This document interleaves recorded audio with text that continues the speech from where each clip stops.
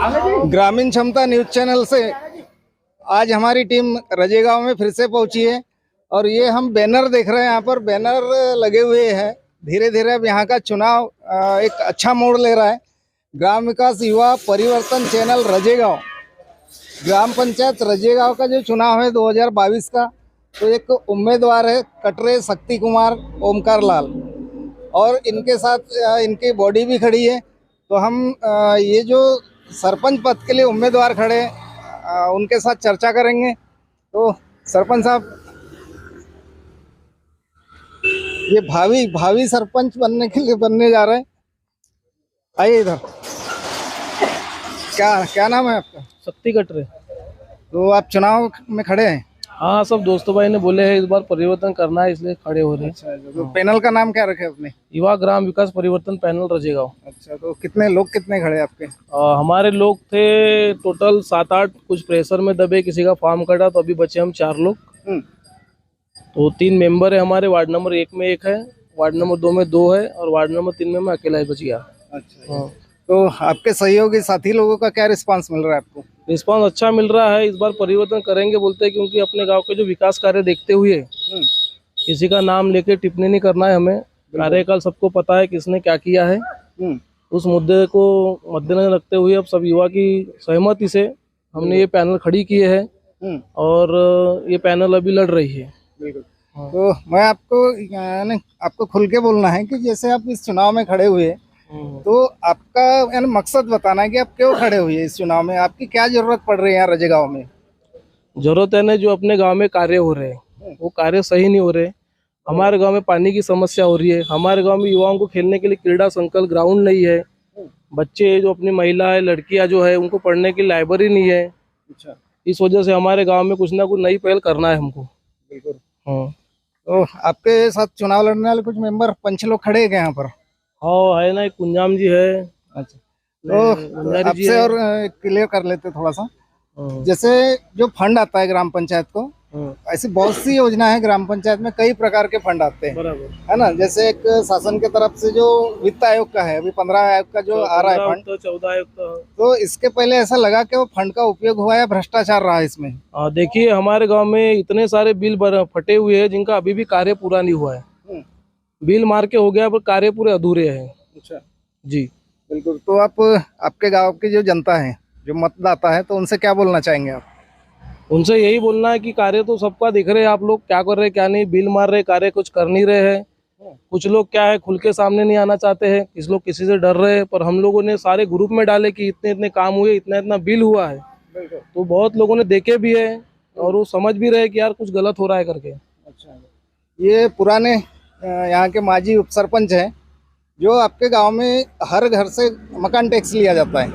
हाँ। तो उस टैक्स का ग्राम पंचायत क्या उपयोग करती है आपके रजेगांव की? मैं तो यहाँ पे रहा, पर अभी तक के तो उन्होंने हिसाब ही नहीं दिए मेरे को। नहीं, उसका उपयोग क्या कर रहे हैं? जैसा हर घर से टैक्स आ रहा है ना, उनने अभी तक के हिसाब ही नहीं दिए ना। नहीं तो हिसाब कौन देगा आपको? तो हाँ, हिसाब कौन देगा? सरपंच देगा, ग्राम सेवक देगा उसका। बिल्कुल। तो आप भी उप सरपंच थे ना? हाँ। जब थे उस रेजिम की बात कर रहा हूँ, है ना। तो हिसाब ही नहीं आया।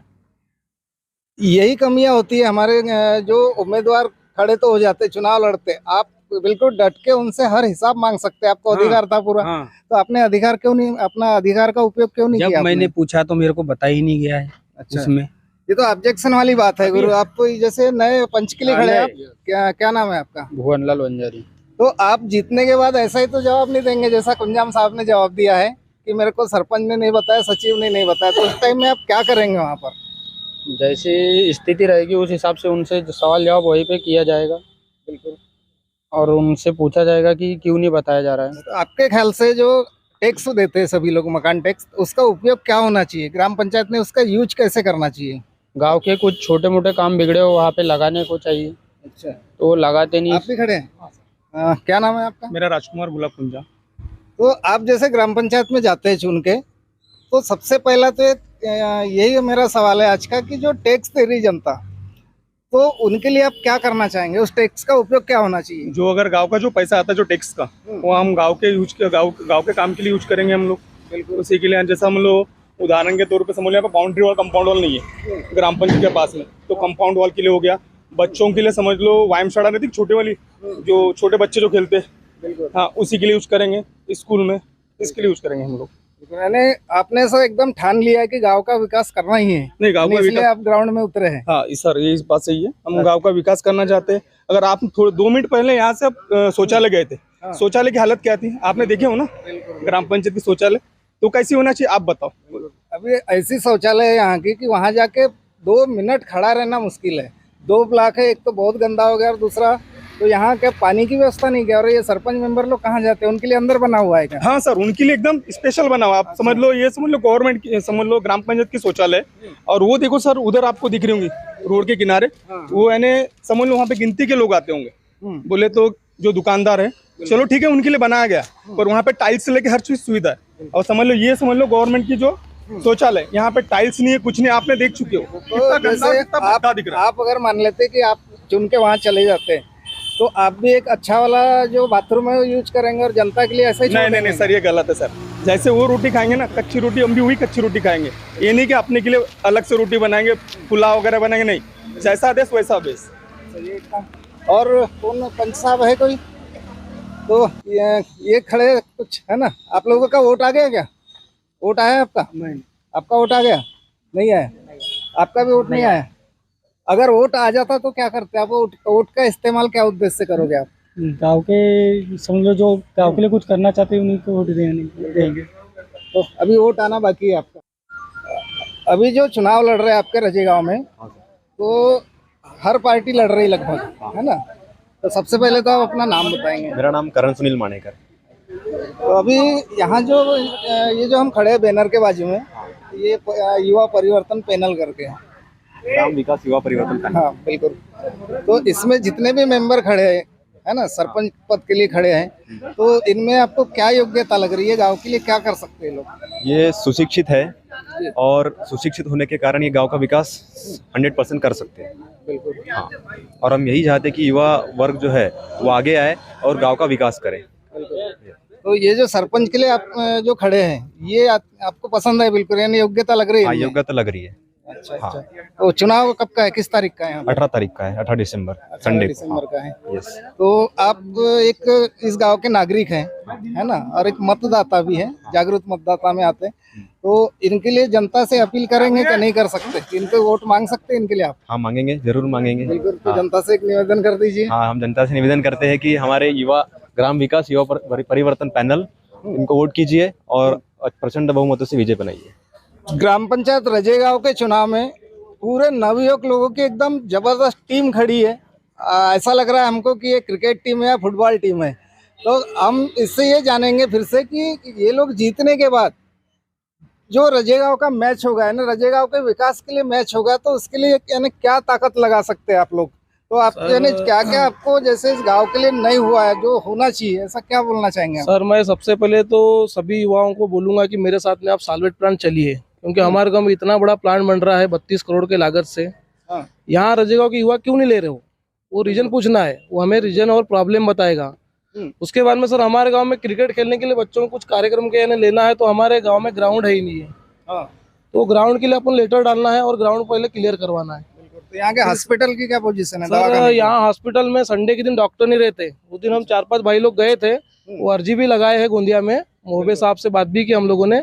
तो सर ने वो बोले कि इसके लिए विचार कर रहे हैं करके, क्योंकि यहाँ अगर इमरजेंसी में किसी कुछ हो गया तो समय पे डॉक्टर नहीं रहता सर। बिल्कुल। जैसे स्वास्थ्य का एक बता दिया आपने, शिक्षा पे क्या है? यहाँ के स्कूल के टीचर वगैरह क्या है, एजुकेशन ठीक ठाक है? सर एजुकेशन तो ठीक ठाक है, पर हम सर लोगों से एक रिक्वेस्ट किए हैं। हमारा एक भाई है यहाँ संजू बिसेन, वो अध्यक्ष है, उनसे मैं बोला हूँ यार KG और KG2 चालू करे करके, क्योंकि बहुत बच्चे क्या घर में रहते हैं। अच्छा।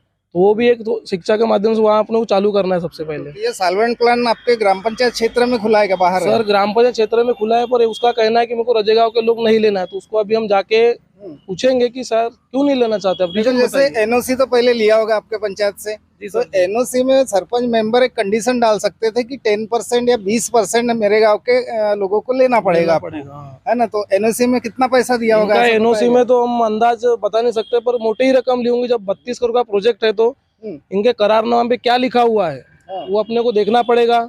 क्योंकि बगैर सरपंच के और बगैर मेंबर के कोई ठराव पास होता नहीं है। एक अगर मेंबर भी चाहे तो ठराव पास नहीं होने देगा, अगर क्रॉस कर देगा तो कुछ ना कुछ मिली भगत होंगी सर यहाँ, बिल्कुल। तभी इतना बड़ा काम हुआ है ये। तो आपके गांव के लड़के वहाँ क्यों नहीं लग रहे, क्या बोलना चाहेंगे? सर अब वो एनओसी का तो पैसा लिए होंगे, इसी वजह से नहीं लग रहे सर वो। अच्छा, यानी दबे हुए हैं, दबे हुए सरपंच सर, वो मेंबर कोई दबे सामने नहीं आना चाहता ना सर।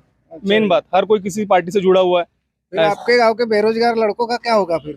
कुछ नहीं होगा सर, अगर आज भी अगर उनको सपोर्ट करेंगे लड़के, अगर पुरानी पार्टी को सपोर्ट करेंगे तो बेरोजगारी रहेंगे ना सर। ऐसा है सर। तो जैसे इतना बड़ा प्लांट गांव में आता है और गांव के लोगों को रोजगार नहीं मिलता है, तो इस पे आगे आपकी लड़ाई क्या रहेगी? उस प्लांट के लिए क्या बोलेंगे चुनने के बाद? जैसे मान लो आप चुन के आ जाते हैं। सर हम आंदोलन करेंगे सर, सभी लड़के मिलके, जितने भी लड़के मिले, 5 मिले, 6 मिले, 10 मिले, पर हम आंदोलन करेंगे सर। बिल्कुल। वैसे अधिकार रहता है एनओसी देने का भी और सरपंच को एनओसी कैंसिल करने के, दोनों अधिकार सरपंच के हाथ में रहते हैं, है ना? तो चाहे कोई भी सरपंच बने, जैसे आपकी जो पैनल से अगर बॉडी आ जाती है तो आपने अपने विचार बताए कि जनता के लिए, बेरोजगारों के लिए कुछ करेंगे, क्योंकि ये मेन मुद्दा यही होता है कि गांव के लोगों को रोजगार होना। अब रोजगार रहेगा तो हर परिवार धीरे धीरे सक्षम होते जाएगा, है ना? तो आपके क्या विचार है?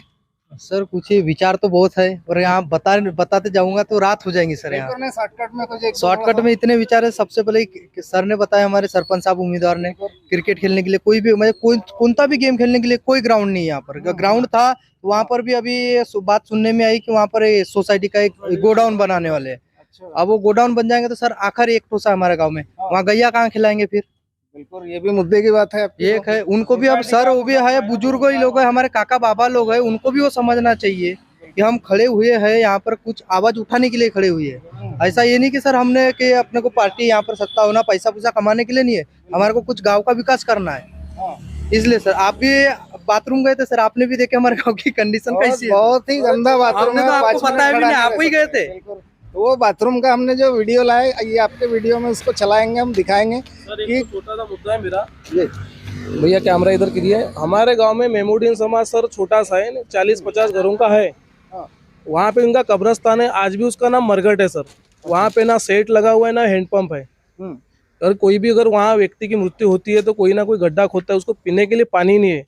आज तक इतनी बावड़ी गई, पर उन मेमोरियन समाज का कभी इन्हें हल नहीं किए समस्या को। ये महत्वपूर्ण मुद्दा है, बिल्कुल ये होना चाहिए। ये पहले करना है अपने को सत्ता में। बिल्कुल, ये उनका अधिकार भी नहीं, जब इस ग्राम पंचायत क्षेत्र में रहते तो उनको एक सेपरेट, ये सबसे बड़ा मुद्दा है सर ये। बिल्कुल सही। और आज भी उसका नाम कब्रिस्तान नहीं हुआ है, लोगों के लिए मरघट ही है। जो मरघट होती है बाकी लोगों के लिए, तो वहाँ है क्या व्यवस्था? ऐसा पानी, वहाँ पानी का व्यवस्था है, सेट वेट है, सेट नहीं है बैठने के लिए, सिर्फ जलाने के लिए बनाया है बस। वहाँ बैठने के लिए कोई व्यवस्था नहीं है। और कब्रिस्तान की भी जगह वही हाल है। बिल्कुल, उसका आज भी मुद्दा, हाँ, कब्रिस्तान घोषित करने को ना, वहाँ हैंडपंप लगाने को ना, सेट बनाने को ना।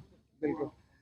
तो आज हमने देखे कि ये जो पैनल यहाँ की जो खड़ी है और पूरे ऐसे युवा लोग खड़े हैं और इनमें एक आग लगी है कि ये गांव के विकास के लिए और जो काम नहीं हो सका है उसको करने के लिए ये पूरी जवाबदारी ले रहे हैं। तो मैं यहाँ के जो ग्रामवासी लोग और यहाँ के मतदाता लोगों से बोलूंगा कि आप खुद अपने मर्जी से निर्णय लें, किसी के कहने से निर्णय ना लें, और सोचे कि कौन हमारे गांव का विकास कर सकता है। और जब भी इनके समिति के एक व्यक्ति ने बोला है कि 500 रुपये लेकर के पूरे 5 साल बर्बाद कर दिए जाते हैं, तो मैं अपने चैनल के तरफ से जनता से अपील करूंगा कि किसी से भी रुपए न लेते हुए अपने मतदान का एकदम बढ़िया उपयोग करें। ग्रामीण क्षमता न्यूज़ से मैं दीपक कुथेकर, नमस्कार दोस्तों।